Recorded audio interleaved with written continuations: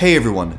With Apple's recent WWDC event now behind us with all those big announcements, it is certainly an exciting time for Apple. So to celebrate, I want to take a step back and look at a very special device. This is the original iPhone, and that's what this video is all about.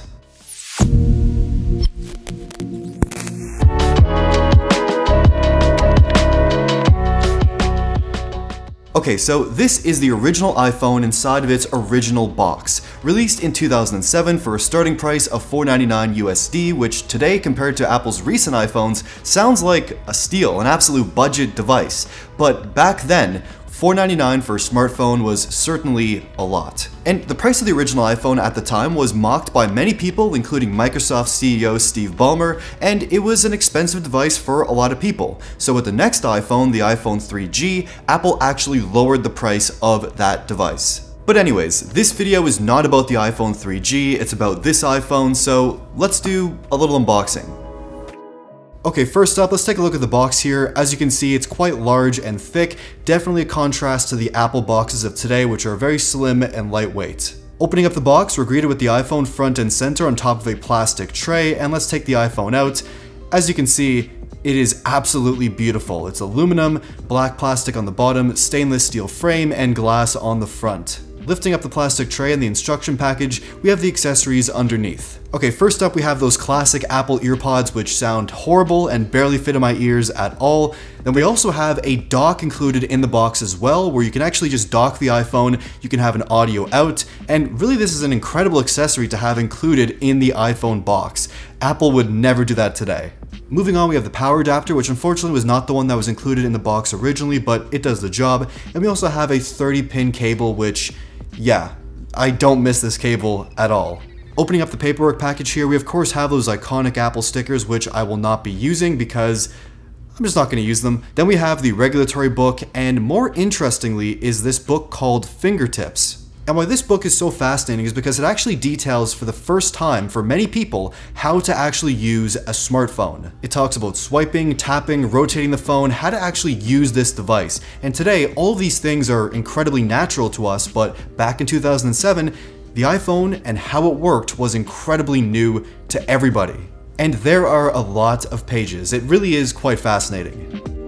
And here's the original iPhone, and actually holding this device, it really feels special and important because it is important. This is a true piece of history in the tech world and the world in general. And comparing this iPhone to Apple's latest, biggest iPhone, you expect there to be at least a few similarities between these two devices, and honestly, there really isn't. And especially the size of these phones. Like back when this device was released, people thought it was a massive phone, but today, this is an incredibly small, compact device, and I honestly wish that Apple made a phone that was this small today. And of course, those displays. The original iPhone has a 3.5-inch display, and Apple's biggest iPhone today has a 6.7-inch display, so certainly a difference.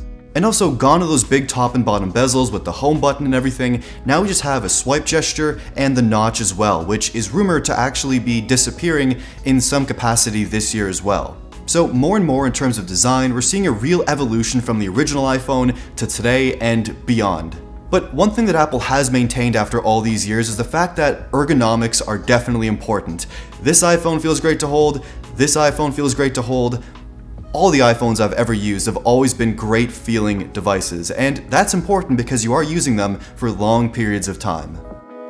Now, turning on the phone, we have to talk about the software experience on this iPhone. Now, it's not the original iOS or iPhone OS 1, but it is a very old version of iOS, which currently isn't supported. So the first thing you're going to notice is the actual design of the software. Apple used to have a skeuomorphic design language with its software experience, which basically means that the icons and other parts of the UI kind of look like real-world elements and objects versus today where everything is super minimal, clean, and it's a complete contrast. And as someone who really likes minimal, clean design language, you'd expect me to kind of hate the look of Apple's skeuomorphic design, but honestly, there's part of me that does actually miss and kind of like it. There are highlights, textures, gradients, reflections. It's wild to see these design elements in software design today, especially when everything else today is just so stripped back and minimal. It's almost a little bit refreshing.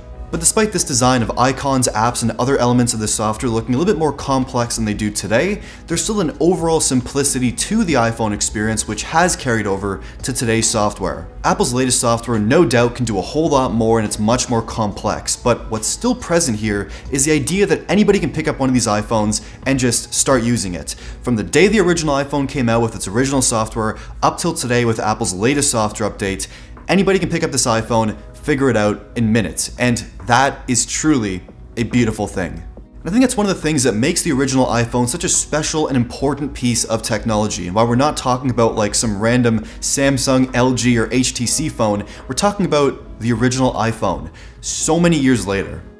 One of the major things that this device did when smartphones were still kind of a new concept was that it simplified the idea of the smartphone. Like I said, simple software that anybody can pick up, figure out, and use. It also familiarized the idea of the App Store and mobile apps. When this phone was first released, there actually was no App Store available in the early software updates, but over time, they rolled out the App Store and that kind of changed the world for people and developers. We then got things like mobile games, entertainment apps, utility apps, organization apps, and creative apps, which allowed this device to kind of become a Swiss Army knife of potential. The iPhone also brought along easy communication with things like iMessage and FaceTime, as well as third-party apps like WhatsApp, Snapchat, Facebook, Instagram, Twitter. We can talk to friends and family as well as meet entirely new people around the world. It is an incredible thing. And the iPhone also brought entertainment and information into our hands. We can watch YouTube videos, stream movies, TV shows, listen to any song in existence, and learn about anything we want as well. Anything we want to learn about, anything we want to look up, any piece of information, the best coffee shop or sandwich shop in a city, we can figure that all out within seconds by looking it up on an iPhone. And one of the most important points for me as a creator is the iPhone is an incredible creative tool that I can bring with me everywhere I go. I mean, the cameras in the original iPhone are certainly not great by any means. It didn't shoot video either, and the actual shots are dark and grainy and just not amazing, especially compared to the latest iPhone cameras of today. And speaking of the iPhone cameras of today, they are absolutely incredible. I've captured so many important memories with this phone, shot professional work photos. It really is a creative tool I can't live without at this point. And it's not just me. Many people rely on the iPhone's amazing cameras for professional shoots, news coverage, short films, YouTube videos, even full-on movies have been shot on iPhone cameras. It's incredible, really. So today, let's give a huge thank you and shout out to the original iPhone.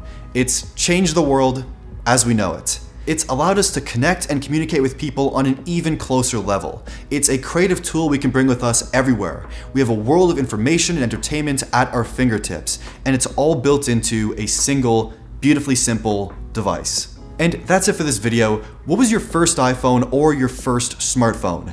Let me know in the comments below. Like the video if you liked it, subscribe, and thank you for watching.